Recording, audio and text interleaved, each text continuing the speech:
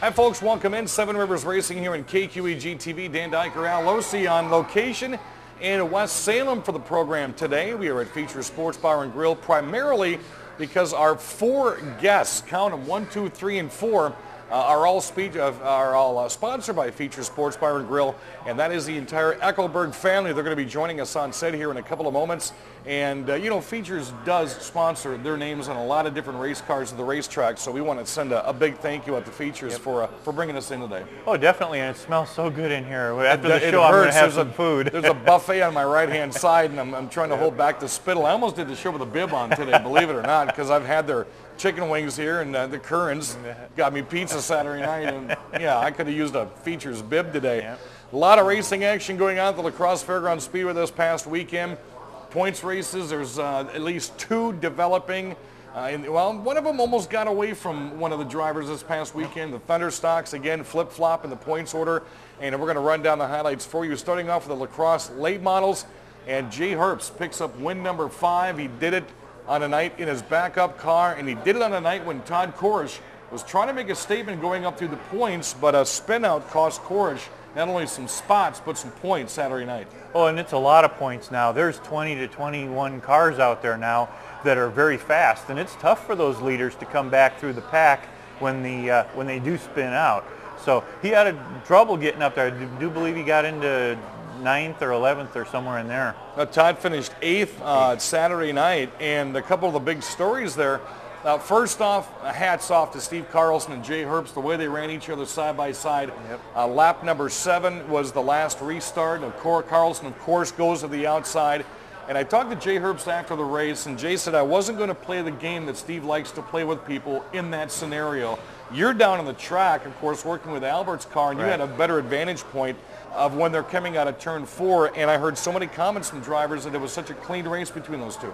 And they were having fun. Steve can play cat and mouse with you because he has so much experience, but he did an excellent job. Both drivers did an excellent job. When you're racing that hard, that close, it's easy to chop someone off, move somebody out of a lane, but they just looked like they were having fun and let the best man win. Now, Jay Herbst increases the point lead 34 now for Todd Korish. Korish was caught up in that spin by Michael Sauter between turns 1 and 2. He did finish 8th, but with only 3 points nights left, 2 regular season nights and Oktoberfest. Korish is still hanging in the wings, and I think I'm not really sure if I can call it right now, but Sean Paff was ran over the top of by Brian Lee and found himself now 83 points back, so he's really going to have to be top-notch here for the rest of the season. Rest of the top 5, Jeremy Wagner, Nick Clements, man, did they put on a show during that race as they finished in the top 5, and Matt Henderson rounding out the top 5. Do want to congratulate Matt Henderson, the official 2011 La Crosse Speedway Automobile Golf Champion. That was fun. We all got down there trying to see what this automobile golf was. Chuck comes up with some great ideas. He does. And this was another one that turned out to be kind of fun. Well, one of our guests in the program was involved in that golf championship, so we're going to talk to him about it later on in the program, again here at Feature Sports Bar and Grill today. Looking at the North Country Contractor Sportsman, the most consistent driver qualifying-wise over the past 3 seasons, motored his way to the front again, and that's the number 6 out of Chaseburg, Wisconsin, Randy Humfeld, driving just a fantastic race, and it shows that when you have a car that's as quick as Randy's, when you get bottlenecked, it's hard to get by drivers when the Gilsters and Scheck and Engler are sitting back there. Yep. Randy found some daylight finally and got around Chad Rosendahl after those two went back and forth, and a congrats goes out to Randy Humfeld. And Randy does have a little bit of a luxury, if I want to call it that, or is it luck, when you don't have to repair your car from week to week to week. I don't really remember him having to repair his car at all this year. I'm sure it's happened, but when you have that kind of fortune, it really does help your consistency. Chad Rosendahl 2nd, Greg Scheck 3rd, Dan Gilster and Matt Engler rounded out the top 5. Danny Gilster not only leads the points, now he leads Randy Humfeld by 50. To start last weekend's races, Danny Gilster was only 4 points away from a national championship in Division II for the asphalt with the Whalen All-American Series. And that's a testament as to how he works his equipment also. He very rarely has any equipment failures. Jimmy Gilster, and we're going to show you the highlights as well. Jimmy Gilster and Brian Hasselberg a very quick spin down the back straightaway through the grass, and of course Jimmy Gilster ended up the Brent end of things as his car flipped up onto the retaining wall, but luckily both walked away from that one. Very, very hard hit. His right rear is just totally destroyed, needs to be totally rebuilt. Knowing them, they will bring it back the same next week. Well, again, looking at the points, Danny Gilster leads Randy Humfeld by 50, Jimmy Gilster by 78.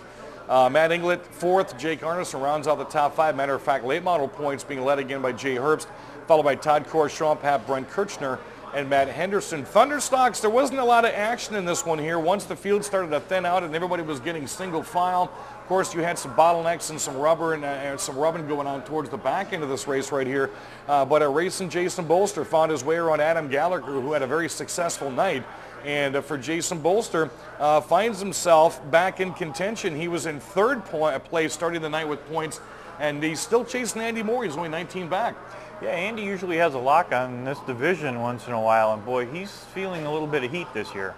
Now looking at the points there, Moore leading Bolster by 19. Bad Brad Worthen still in the hunt, only 22 points back. Jordan Myers and Jack Litchheim run out the top 5. Interestingly enough, Myers is currently 4th, Litchheim is currently 5th, but Rookie of the Year points, it's a different story. Myers leads Litchheim by 3.